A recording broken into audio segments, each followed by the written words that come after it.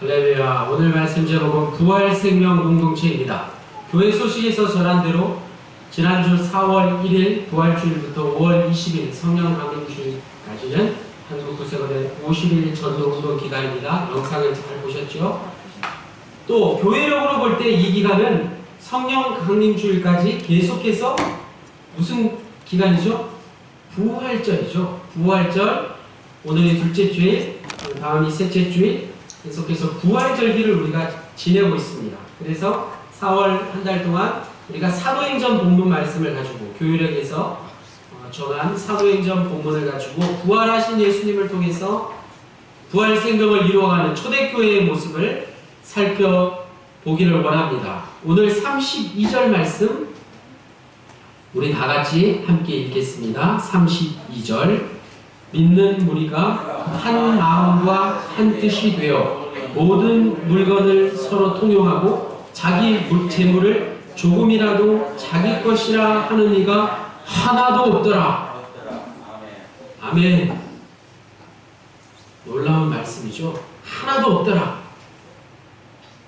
믿어지십니까? 정말이었을까요? 진짜입니까? 사도행전의 저자 누가는 당시 초대교회가 지향하는 공동체의 성격을 한 마음과 한 뜻이란 단어로 정의했습니다. 이것이야말로 초기 기독교뿐만 아니라 오늘날 기독교에서도 가장 핵심이 되는 그런 말이죠. 빼놓을 수 없는 아주 중요한 단어, 바로 우리 기독교의 특징을 말해주는 말씀이 바로 한 마음과 한 뜻이라고 할 수 있습니다. 기독교는 초대교회부터 처음부터 자신들이 보편적 진리의 토대에서 벗어나지 않았다는 것을 증명하려고 노력했다는 사실입니다. 그래서 한 마음과 한 뜻 되기를 힘썼다는 것이 초대교회의 모습을 가장 잘 표현한 말씀입니다. 우리가 교회를 부를 때 흔히들 뭐라고 부르나요? 가장 대표적인 말씀 화면에 보시면 사랑의 공동체 이렇게 이야기하죠. 이 말은 사랑의 공동체란 말을 가장 먼저 쓴 사람은 그리스의 철학자 아리스토텔레스였어요. 원래 한 뜻이라는 말로 먼저 사용했는데 이후에 또 독일에서 종교개혁가 마틴 루터가 영혼이라고 번역을 했다는 거예요. 이 성경 말씀을 한 마음 한 뜻을 영혼이라고까지도 번역하기에 이르렀다는 것입니다. 그래서 한 마음과 한 뜻, 또 사랑의 공동체, 영혼 공동체는 모두가 같은 말입니다. 이것이야말로 교회의 정체성을 가장 잘 설명해주는 단어들입니다. 교회를 설명하는 용어는 공동체의 토대가 무엇인가, 우리 교회 공동체의 토대가 어디에 있는가를 잘 말해주는 것이죠. 그것을 한 마음과 한 뜻, 사랑의 공동체, 영혼 공동체로 번역했는데 이 번역의 한계 너머에 가장 중요한 것이 더 있다는 사실입니다. 초대교회는 생명의 본질과 연결되어 있는 공동체였다는 것입니다. 언제 죽을 줄 모르는 가운데 그들의 생명이 어디 있느냐를 확실히 알게 되었다는 것입니다. 다시 말해서 초대교회는 그 어떤 자선단체도 아니고 친교단체도 아닌 생명을 향한 영혼 공동체였다는 것입니다. 생명으로 모여진 공동체였다는 사실이에요. 그 생명이 어디에서 나왔습니까? 예수 그리스도의 부활을 통해서 생명을 얻은 사람들이 모인 공동체, 즉 부활 생명 공동체라는 사실을 오늘 본문 말씀 한 마음과 한 뜻에서 우리는 잘 알 수 있습니다. 32절 후반부에 보면 더 나가서 자기 재물을 조금이라도 자기 것이라 하는 이가 하나도 없더라 이런 말씀이 있죠. 솔직히 현실적으로 받아들이기 매우 힘든 말씀입니다. 또 이 말씀대로 우리에게 물질 평등 사회가 이루어져야 한다고 생각할 수도 있습니다. 성경 말씀이 우리가 사는 현실 속에서는 실현 불가능하기 때문에 성경과 삶을 분리해서 신앙은 신앙대로, 삶은 삶대로 따로묵밥이라고 하죠. 그렇게 살아가는 많은 그리스도인들이 안타깝지만 있습니다.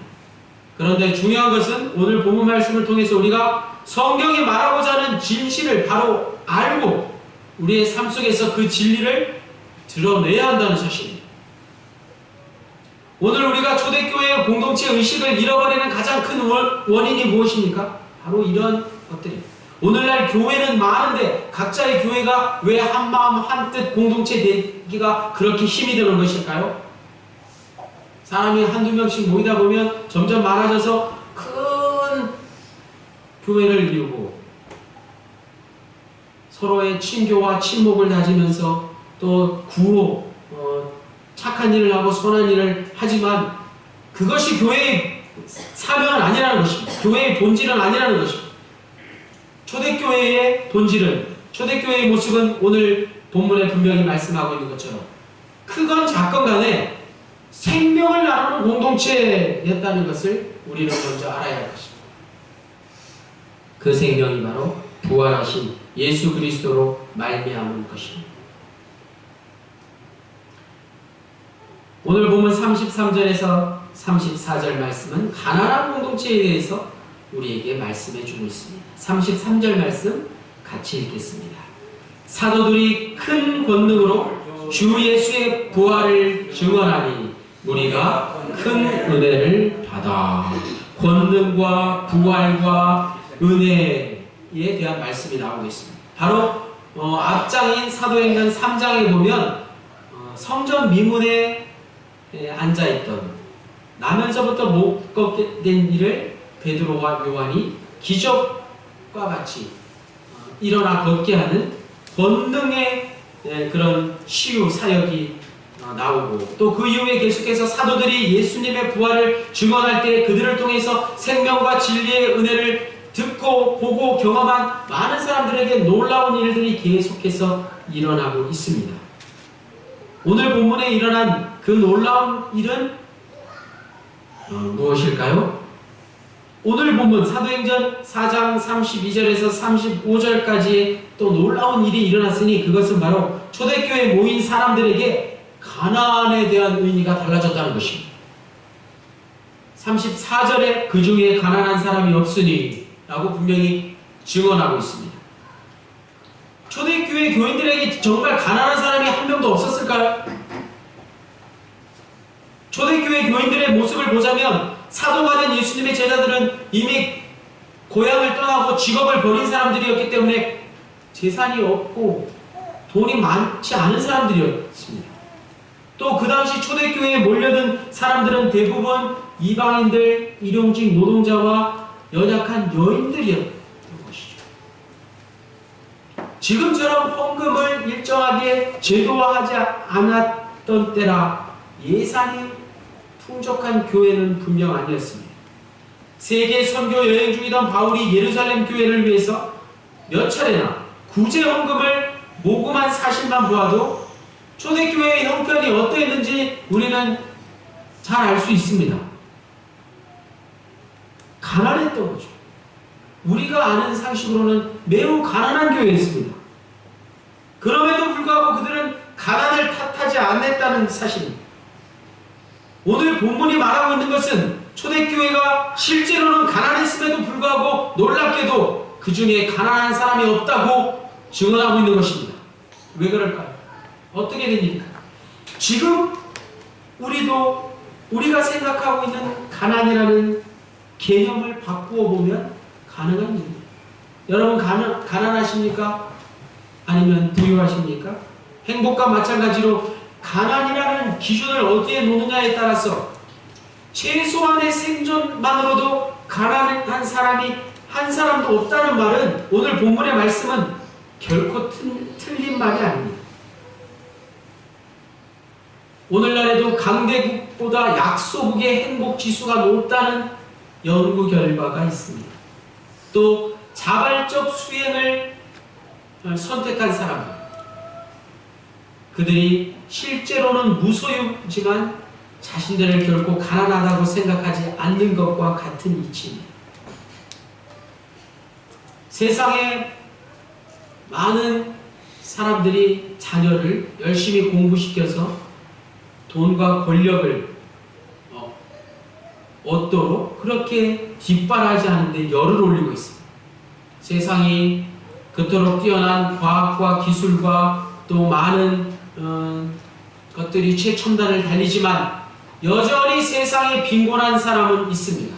여전히 세상에 폭력이 멈추질 않습니다. 모두가 부자가 되고 출세하고 행복하기를 바라지만 현실은 여전히 가난이 존재하고 폭력이 존재합니다. 가난 중에 가난이라고 볼 수 있는 굶주림으로 기아로 인해서 한 해에 1700만 명이라는 생명들이 죽어가고 있는 현실입니다. 평화란 말을 한자로 보면 쌀 밑자와 입구자가 합하여져서 모든 사람의 입에 쌀을 먹도록 해준다는 의미가 담겨져 있습니다. 굶주림이 없는 상태가 평화의 의미라는 것이죠. 그런데 인류는 여지까지 한 번도 진정한 평화를 맛본 적이 없습니다.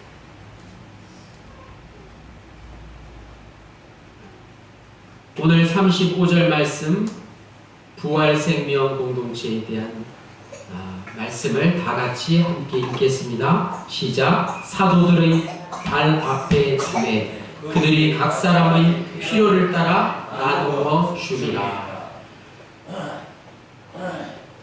헌금을 물질을 어디에 두었다고요? 사도들의 발 앞에 두었다는 것입니다. 어디에 두었냐 그 위치가 중요합니다. 그리고 어떻게 사용했느냐도 중요합니다. 사람들의 필요에 따라 다 나누어 주었다는 것입니다.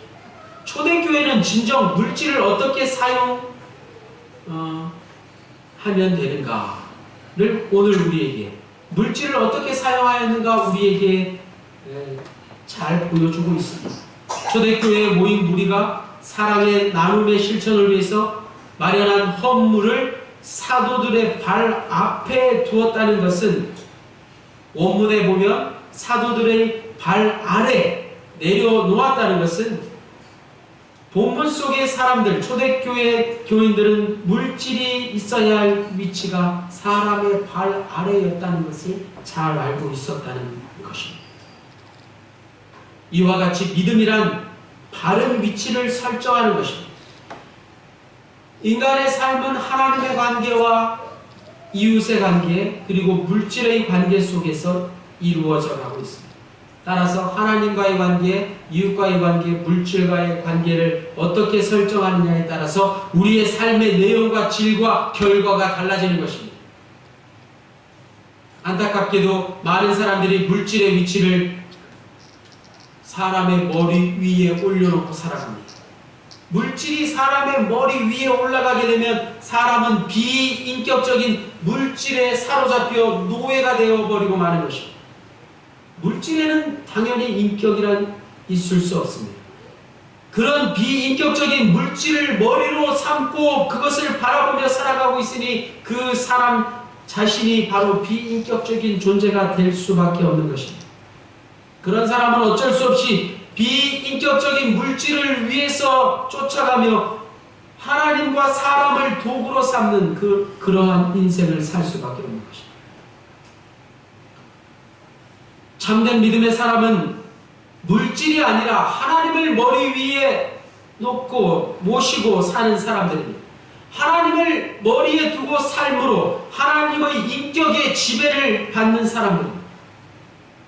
인격적이신 하나님을 머리로 삼을 때 내가 만나는 모든 사람들을 내 앞에 나와 동등하게 두고 인격적으로 대할 수 있게 되는 것입니다.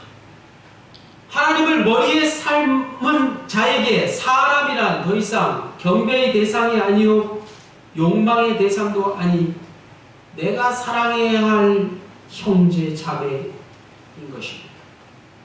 하나님을 머리에 모셔두고 살아갈 때 물질의 위치는 자연스럽게 아래로 사람의 발 아래로 제 위치를 찾게 되는 것입니다. 하나님을 머리에 모신 자에게 물질이란 하나님과 사람을 섬기는 한낱 도구의 지나지 않는 것입니다. 오늘 본문 사도행전 4장 32절에서 35절까지는 가난을 극복한 초대교회의 모습, 특별히 예루살렘 공동체의 이야기를 통해서 지금 우리가 살아가고 있는 이 교회가 겪고 있는 물질 문제들을 어떻게 해결할까 우리에게 들려주는 메시지입니다. 초대교회부터 지금까지 교회의 사명은 예수 그리스도의 부활을 증언하는 일이었습니다. 그렇다면 오늘 우리에게 예수 그리스도에게서 부활 생명이 시작되었다는 사실을 가장 먼저 세상 사람들에게 전해야 할 것입니다. 또 오늘 우리에게 예수 그리스도의 부활은 우리 공동체 속에서 어떠한 모습으로 드러나고 있는지 살펴보아야 할 것입니다. 부활절은 지났지만 매 주일마다 맞이하는 이 주일이 어떤 모습으로 하나님을 경배하고 부활하신 주님을 만나고 있습니까? 하루하루의 삶 속에서 부활의 신비와 생명의 신비를 경험한 모습으로 살아가고 있습니까? 이러한 것들이 없는 공동체의 모든 사역은 한낱 지치고 피곤한 지극히 인간적인 일일 뿐입니다. 그러나 예수 그리스도를 통하여 부활을 경험한 사람들은, 참 생명을 얻은 사람들은 비록 가난할지라도 소망을 잃지 않고 살아갈 수 있습니다. 결론적으로 오늘 말씀을 통해서 우리는 소유 문제, 물질 문제를 초월해서 참된 사랑의 공동체를 이루려고 했던 초대교회의 모습 속에 가난에 시달리고 있던 초대교회 공동체가 부활 생명에 사로잡혀 기쁨이 넘치는 모습으로 새롭게 태어난 것을 오늘 본문을 통해서 우리는 발견할 수 있습니다. 그렇다면 오늘 본문 말씀을 통해서 우리는 가난하지 않으면서 영혼의 열정을 소유할 수 있다면, 즉 우리가 돈이 많고 부유하면서 영혼의 열정까지 소유할 수 있다면 제일 좋겠지만 그게 잘 안 되기 때문에 영혼의 열정만큼은 잃지 말아야 할 것입니다. 그런 열정이 우리에게 남아 있어야 할 것입니다. 그러한 열정으로부터 가난을 뛰어넘어 궁극적인 부활 생명으로 통하는 길을 발견할 수 있기 때문입니다. 부활 절기를 맞이해서 부활이라는 소설을 읽지 않을 수 없습니다. 부활이라는 유명한 소설, 세계 문학 세계 문학 가운데도 가장 유명한 톨스토이의 부활은 이렇게 시작합니다. 부활이라는 소설이 이렇게 시작한다는 것이에요. 몇십만의 인간들이 한 곳에 모여 자그마한 땅을 불모지로 만들려고 가진 애를 썼어도, 그 땅에 아무것도 자라지 못하게 온통 돌을 깔아버렸어도, 조그마한 틈바구니로 올라오는 새싹을 아무리 짓이겨 버렸어도, 검은 석탄과 석유 연기로 그을려 놓았어도, 나무를 베어 쓰러뜨리고 동물과 새들을 쫓아냈어도 도시에 돌아오는 봄을 막을 수는 없었다. 이렇게 시작하고 있습니다. 태양은 따사롭고 푸른 솟아난다. 태양은 따사롭고 봄은 솟아난다. 톨스토이가 부활에 대해서 이렇게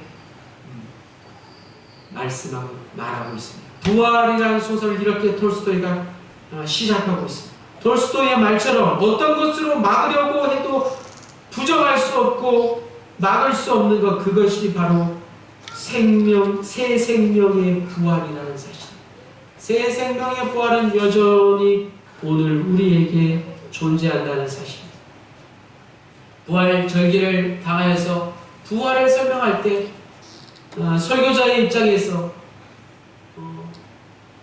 봄을 맞이하고 새 싹을 틔우는 것으로 부활을 설명할 수밖에 없는 설교자의 그런 애로사항이 있지만, 우리에게 확실한 것은 오늘 말씀의 제목처럼 부활 생명 공동체를 이루며 살아간다는 것입니다. 우리 낙병 영문은 다른 어떤 공동체도 아닌 부활 생명 공동체임을 확신합니다. 예수님의 부활은 이례적 사건으로 끝나는 것이 아닙니다. 부활의 기쁨과 감격의 파도가 계속 우리에게 밀려오는 것입니다. 그래서 부활절부터 성령 강림주일까지 부활절기를 영어로 죄송합니다만 이스터 타이드라고 합니다. 타이드는 파도, 밀물과 썰물, 물결을 뜻하는 말입니다. 이스터 타이드, 부활절기를 우리가 지내고 있는 것입니다. 부활의 기쁨과 감격이 파도처럼 밀려드는 때라는 뜻입니다. 부활주일이 지난주 지났어도 부활은 우리에게 끝난 게 아닙니다. 부활하신 예수님은 부활하신 몸으로 40일 동안 이 땅에 머물러 계시면서 제자들과 많은 사람들에게 여러 차례 나타나셔서 그들에게 부활의 확신과 소망을 심어주셨습니다. 그것을 직접 목격하고 경험한 제자들과 많은 사람들이 모두가 다 부활의 증인이 되었습니다. 마찬가지 지금은 부활하신 예수님이 부활하신 몸으로 우리와 함께 하시는 부활절기 기간입니다. 우리는 부활하신 예수님을 뜨겁게 만나는 체험과 경험이 있어야 할 것입니다. 부활하신 예수님을 만난 후에 예수님을 따르던 제자들의 삶이 완전히 바뀌었습니다. 또 예수님의 부활을 처음 목격한 막달라 마리아와 같은 여인들의 삶이 완전히 변화되었습니다.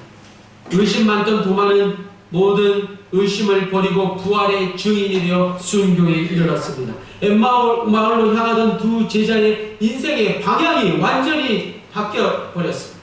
베드로와 갈릴리 어부 출신의 제자들은 다시 한번 주님으로부터 사명을 받았습니다. 그러므로 오늘을 사는 우리는 단지 예수님의 부활을 하루만 축하하며 기뻐하는 것으로 머물지 말고 부활 신앙을 가지고 살아가면서 우리의 삶 가운데 부활의 삶을 살아내야 할 것입니다. 부활절을 지나고 부활주일을 지나고 이제 부활절기를 지내면서 날마다 숨쉬는 순간마다 파도처럼 밀려오는 부활의 기쁨과 확신이 저와 여러분 모두에게 가득하시기를 주님의 이름으로 간절히 축원합니다. 할렐루야. 하나님 아버지 감사합니다. 우리 남평영물이 부활 생명 공동체에 되게 하시니 감사합니다. 부활 절기 동안 부활의 기쁨과 감격이 날마다 파도처럼 밀려드는 것을 경험하게 하시고 날마다 숨쉬는 순간마다 부활의 기쁨과 확신이 가득한 삶을 남은 여생을 살게 하여 주옵소서. 예수 그리스도의 이름으로 기도하였습니다.